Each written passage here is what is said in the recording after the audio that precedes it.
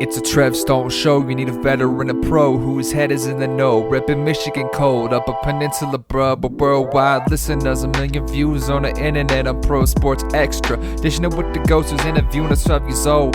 That's how lead it is, chat with comedians, athletes at a genius. News so fast it's immediate, way past intermediate. Podcast you're needing it, facts to computer shit. That's what the future is, guests are about cash, entrepreneurship. Moving on the music jam. And the hottest Instagram models, you can view the gram. Get the inner insight of those that had their wins right. Get a higher view through a window like it's in flight. You desire for the truth, entertainment trends right. So it's time to start the show and get the insight.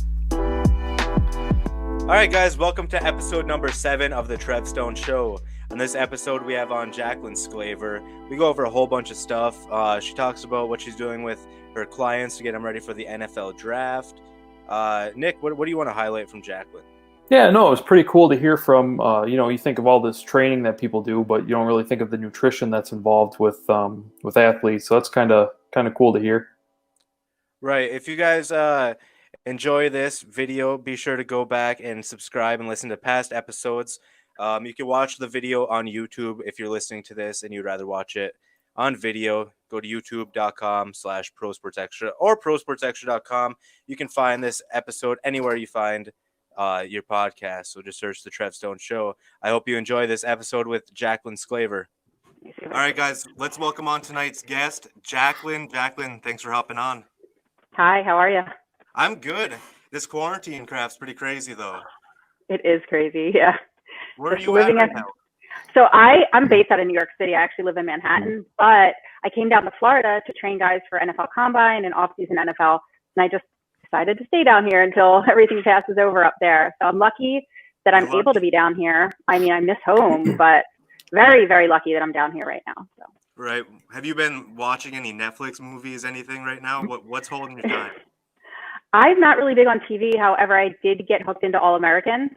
Okay. I watched the first series of that, and I was like, it's turning into too much drama. There wasn't enough football for me. That's exactly what I said. See, I only really watch sports. I'm just not a drama person. Right. So by like episode 10, I'm like, when's the football come back? And all my athletes were like, guess what? Next season's not going to be any better.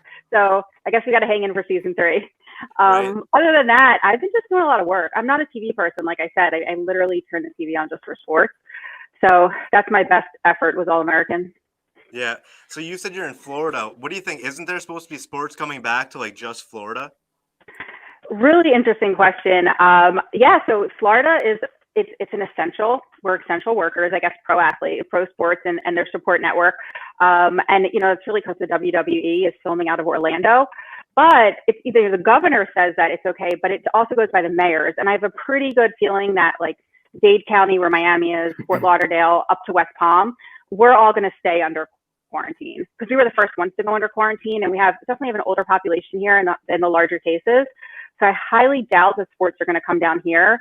I think if anything, they're going to probably stick like doing the NBA, finishing that off in Orlando, possibly, maybe Major League Baseball. So. Okay, you mentioned the NFL Combine. Can you just give us somewhat like a little background about what you do? Sure. I am a sports nutritionist, and I work with training guys. This is my 4th season working with training guys for the NFL Combine. I do the nutrition part of it. So I'm with the guys intensively for about 8 to 12 weeks. This season, it was only 8 weeks because pro days ended. And I pretty much take them straight out of college and do our magic. Because as you know, 8 weeks is a short period of time, and we have some amazing results. I mean, if you look at the times and everything that they come in with, and then what they leave with, it's just insane. And including their weight changes significantly because they're so anabolic, Yeah. So we make some magic happen within those 8 weeks. What's been the difference? Obviously, there's got to be a lot of differences this year than past years, but what's like the big differences? Is it teaching players how to cook? It depends. So a lot of the times the players it's almost like a camp style, right? We have them living in Airbnbs or in condos or in a hotel that has a kitchen in it. So we do have them on meal prep, like some type of meal plan that they're getting, two meals a day. Some are on it on the weekends and some aren't. And the other thing is some need more than 2 meals a day. So it also depends on their agent. That's very agent dependent. Not every agent is paying for a full package. So Some guys, yes, they absolutely have to learn how to cook. Some guys can kind of fend for themselves, or they are getting a lot of meals. but there's definitely an aspect of understanding all of the sudden, like what's a healthy meal, what's a healthy breakfast. If I do have to cook for myself, what I should be cooking. And if I am going to get food out, what should I be getting? And then, like I said, there are some guys that are cooking for themselves. And luckily, in my one group in Atlanta, I kind of had a leader of the pack there who he knew how to cook, and he was helping the other guys out. So that was really helpful too. Now, when you first meet these guys out of college, are they how are their diets? I guess, are they pretty good? Or are they you have to kind of recreate the whole thing? Yeah, I mean, and you'd be surprised because I work with guys out of the big universities. So, LSU, Alabama, Georgia, and they have millions of dollars in their program, but very rarely do these guys really know what they're doing. They're just kind of being told what to do and flowing with it. So the knowledge isn't just coming over when they're with me. And once in a while, I do have somebody who knows a lot, and I'm really impressed. But I would say that's like 2 out of 10 guys. So yeah, they just been told what to do, and their idea of snacks is like hot fries, or going to Chick-fil-A is a big one, or Popeyes and things like that. So there's a lot to be taught, a lot, and yeah, it's a very interesting time period, that's for sure. So I'm gonna switch this up a little bit. I'm a blogger. I stay at home almost every day. I like to drink beer. I smoke a little bit of the green grass because it's legal here in Michigan. What kind of program would you recommend for me? Something easy. I think in your case, well, we could say if you do drink soda, do you do snacks, pulling out, just doing like 2 major changes, which could be no more soda or salt, beverages that have calories in them. And then removing, let's say, I don't want to say no carbohydrates, but no bread products, no no heavy bread products, or I shouldn't have like 4 pizzas a week. Definitely not 4 pizzas a week. Or removing like some snack foods, making your snack foods healthier. So if I'm looking at somebody, because I do work with general population too, I look at where they're at right now and where am I going to take them? And obviously I'm not going to take somebody in your situation and do a complete overhaul and expect you to adhere to it. It doesn't make sense, With the football players, it's a different story. They have to, they're in it to win it, literally. So every change has to be made, and that's why they're there. So it's a little bit easier in that scenario. Yeah, can people find like most of this information on your website then? Yeah, I mean, I don't know if they're necessarily going to find all the knowledge that I have on my website. I do have a blog, but they'll find out the information about me, yeah. Okay. Do you want to talk? I noticed that you're making YouTube videos now. I think you uploaded like 2 weeks ago. Can you just talk about like what YouTube's done for your business and your career? So actually, my YouTube is I don't want to say private. I just use it so that I can help my clients. So I can show them so I also do some strength and conditioning and workouts for people. So sometimes if I can't find an exercise or I don't like the way it's explained, I'll do one. And then I also use it to explain like how to track food, how to measure carbohydrates, just different things that if I were to write them out, it's not as easy to understand. So I like to show them a video. Sometimes it's just a lot easier, even explaining supplements to people. When things get heavy in science, it's hard to write that out in a blog. It's a lot easier to be able to draw it and for people to understand it. But I don't think I'm really heavy into the YouTube thing just because, so living in New York City, I don't have much space to record. That's been an issue. My living room is like 8 feet wide, so I can't even get a camera. Can't even get a camera, and my kitchen's really small. Like when I was in Atlanta, I had a huge kitchen. It was so much better, but we got to work with what we have. So for sure. Nick, you got any questions you want to fire away? Well, my main thing was because I played football in college, Division III. It wasn't, I wasn't NFL caliber. I was just thinking about my meals. I mean, I think I had Lucky Charms every single meal I had. I would have a salad, but most of it was ranch, not really much lettuce or anything. The thing with cereal is it's not it's not the worst thing in the world. With the way athletes eat, especially when we're in this stage where we need to put weight on them and they're anabolic, is a little bit different than regular people. We're not going to tell your general population, hey, go eat some cereal.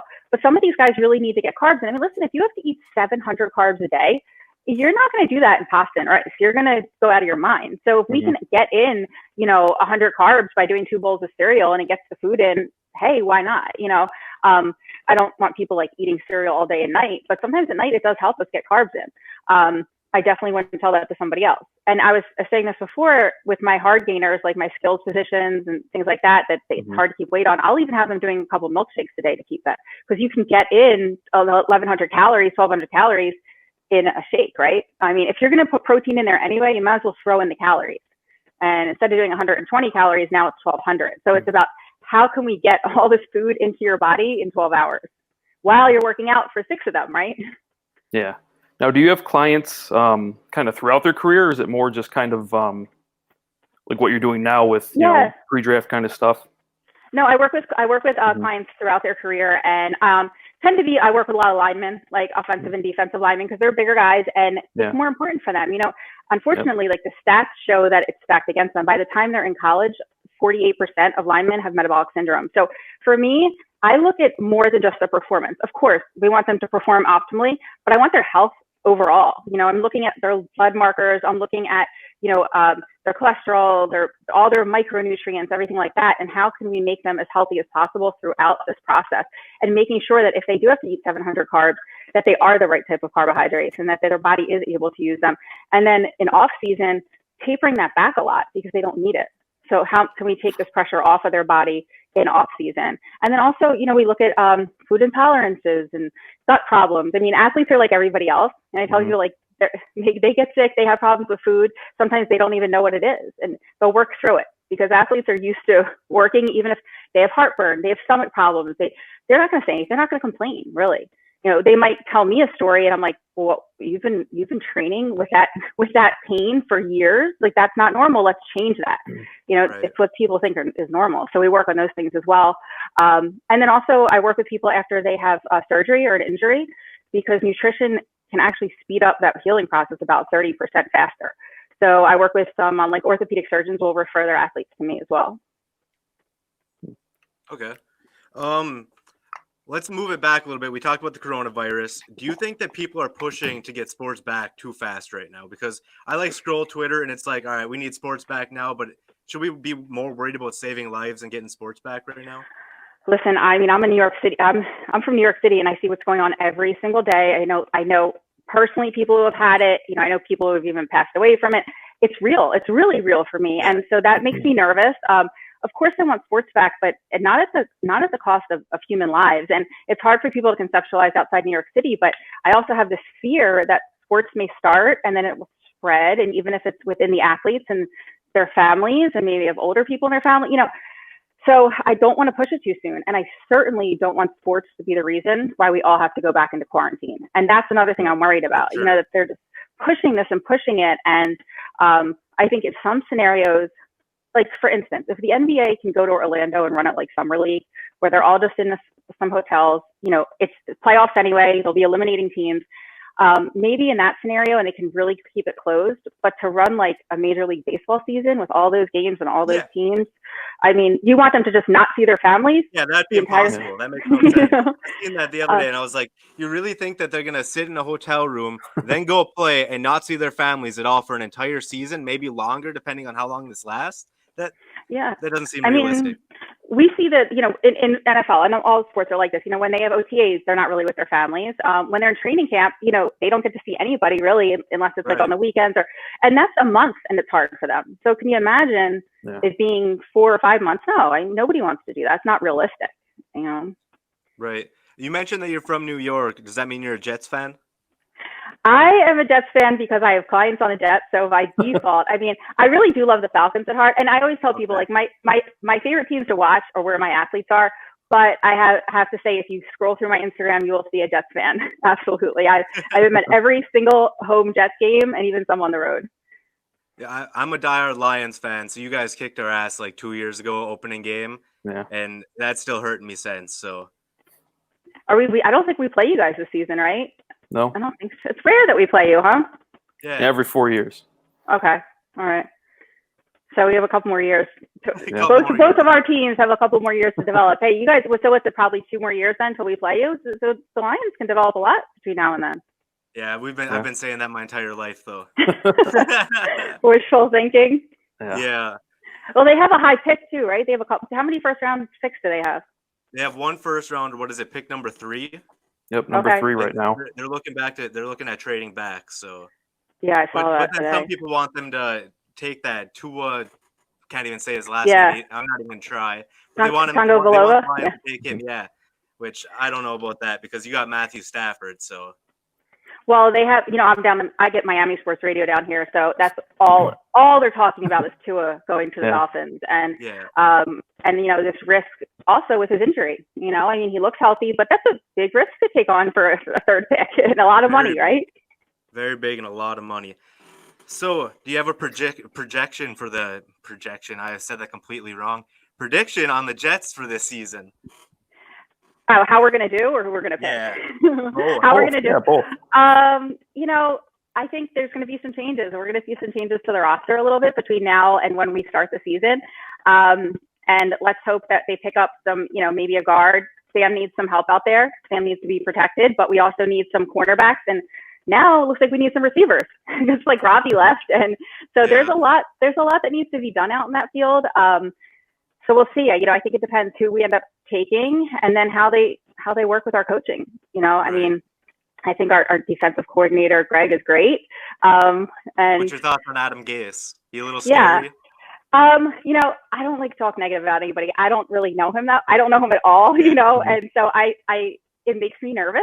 And that's when you why watch a press conference and his eyes are like everywhere. It's like, dude, what are you on drugs? What's going on right now? I mean, some people aren't great with interviews, and like that's cool. You could be a great coach and a great player, but I just want to feel confident, and I'm confident in the defense. And I just feel like the offense needs to be. I feel like Sam needs somebody who can really mentor him and coach him and make him confident out there.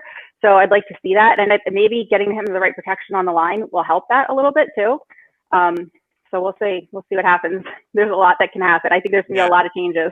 So. Do you like Darnold? Yeah, I never met Sam, so I don't know him, but he's a good athlete. And listen, look what happened last year. I mean, he is a big part of the team because they started playing much better once he came back. He had that thing with mono, and then the rest of the season it was like I think they were 6-1 the rest of the season. So he's a big part of that team. He makes things happen. So he's really important. For sure. You want to plug your social media? Where can everybody find you on Instagram, Twitter? Sure. What are you on?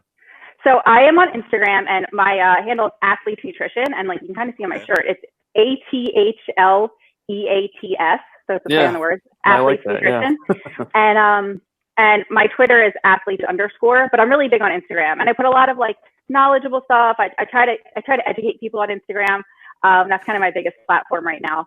So that's really where you can find me. And then my website is athletesnutrition.com. Do you have any stories that you can share with us from any athletes, even if you don't have to mention their names? Any funny stories? I don't know. I'm trying to think of funny stories on the spot. I don't know. I mean, there's a lot of fun stuff that goes on, but I don't really have anything off the top of my head. Any time did you have to when you come up with some sort of new meal prep for them? Are they ever I don't want to do this meal? Is it always smooth or? Yeah, generally speaking, I mean, that's part of what I do is I make sure that their plans are something they want to do. It's not nothing template. So it's a lot of going back, what do you normally eat? Sometimes they're like, oh my God, you put, I had one client, he's like, you put Snickers on there? I'm like, well, you said you like them. So let's work it in once a week. I don't ever want people to really feel deprived. But, I think sometimes I get pushed back where some guys don't want to do, they want to do plant-based stuff. And that's another thing, that's their prerogative. If you want to do plant-based protein, fine. But like I said, athletes, listen, they hire me because they want to be a better athlete, right? So they're pretty usually down for the count with everything. I really haven't had anyone say heck no. Maybe I know one athlete was I drink Casamigos on the weekends. I'm like, okay, well, how much? He's like, a bottle. I'm like, I can't really build in a bottle of Casamigos into your plan. I just feel can we can you give me something here? That's going to be really tough. And this is of course off season, but still, that's a lot of calories. Yeah. So. For sure. So Nick, you got anything else or is that it? No, yeah, I think, it's all pretty interesting stuff. It's all part of the process of being an athlete and, training and your nutrition. It's kind of cool to hear about that kind of side of things. I think that people don't realize that, they're training out in the field and they put in 5, 6, whatever hours a day, but it's what's going into your body that's affecting what's going out, and so people don't realize how important nutrition is. It's such a big part of it, and sometimes it gets skipped. I think it's getting a little more recognition as the time goes on, but it's a huge part of the picture. For sure. All right, guys, I think that's it. We'll wrap it up here. Jaclyn, thanks for hopping on. Thanks for having me. Thank you. All right, Tyler, you can end it there. I hope you guys enjoyed this episode with Jaclyn Sklaver. Obviously, awesome episode. She's a really smart woman. You can go follow her on social media and check out her website for more information about what she does. And if you want more information on being a healthier person, go visit her website. If you guys enjoyed this episode, be sure to like, rate, subscribe, leave 5 stars, and go check out past episodes too, because this entire series has been jam-packed with awesome content. Nik, what was your thoughts on Jaclyn? That my diet in college wasn't that bad. Yeah, I also learned that I shouldn't be eating 4 pizzas a day, or not a day, a week. Definitely not a day. But Well, I definitely don't eat 4 a day. Dave Portnoy from Barstool might be eating that many. But if you guys enjoyed this, be sure to like, rate, subscribe, and leave 5 stars. And we'll see you in the next episode. Peace. Peace.